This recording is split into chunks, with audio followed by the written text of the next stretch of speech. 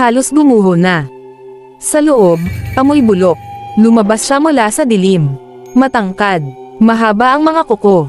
Ang balat, parang tuyong balat ng hayop. Ang mata, gutom. Hindi ito tao. At nang sumigaw si Elena, ngumiti ang nilalang. Parang natutuwa. Tumakbo sila palabas ng simbahan. Naririnig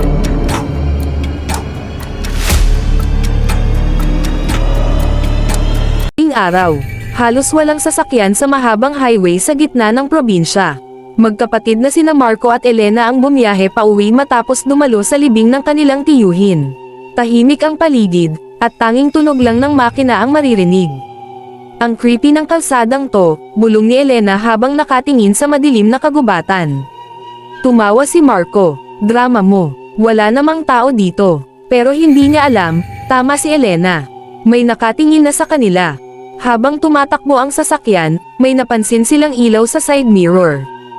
Isang lumang truck, marumi, kalaw-angin, halos walang plaka. Lumapit ito ng mabilis. Bakit parang galit? Tanong ni Elena habang kinakabahan. Biglang bumusina ng malakas ang truck, paulit-ulit, na parang gusto silang itulak palabas ng kalsada. Nag-overtake ito, at nang dumaan sa tabi nila, nakita ni Marco ang driver. Isang lalaking nakasuot ng maitim na sombrero. Hindi nila nakita ang mukha. Ilang kilometro pa, nakita nila ang parehong truck na nakaparada sa gilid ng daan. Nakatayo ang lalaki, may hawak siyang malaking sako. At sa likod niya, parang may butas sa lupa.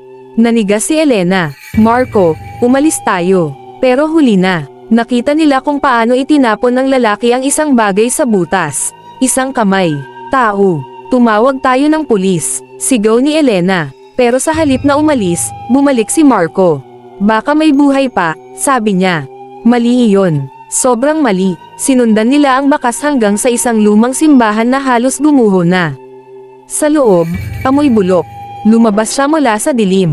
Matangkad. Mahaba ang mga kuko. Ang balat, parang tuyong balat ng hayop. Ang mata, gutom. Hindi ito tao. At nang sumigaw si Elena, ngumiti ang nilalang. Parang natutuwa. Tumakbo sila palabas ng simbahan. Naririnig nila ang mabibigat na hakbang. Hindi nagmamadali ang halimaw. Parang alam nitong wala silang tatakbuhan. Sumakay sila sa kotse at humarurot. Pero sa side mirror, nakita nila ang nilalang na Jeepers Creepers na nakatayo lang. Nakatingin. At biglang, wala na. Habang tumatakbo sila sa highway, may kakaibang tunog.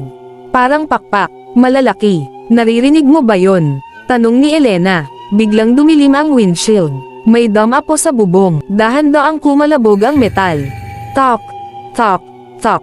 May gumagapang. Biglang bumigay ang bubong. Isang mahabang kamay ang pumasok. Hinayla si Elena. Sumigaw si Marco habang sinusubok. Pigilan. Pero mas malakas ang nilalang. At sa isang iglap, nawala siya. Tumigil si Marco sa gitna ng kalsada. Tahimik, walang tao, walang tunog. At mula sa dilim, narinig niya ang mahinang bulong. Hindi mula sa hangin, kundi mula sa itaas. Tumangala siya, dalawang matang kumikinang. Nakatingin sa kanya, may lumang alamat sa lugar na iyon.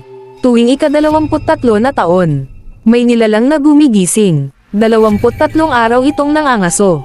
Kinukuha nito ang mga parte ng katawan ng tao para manatiling buhay. At ngayon, nakita na nito si Marco. Pinili na siya. Natagpuan ng pulis ang kotse kinabukasan.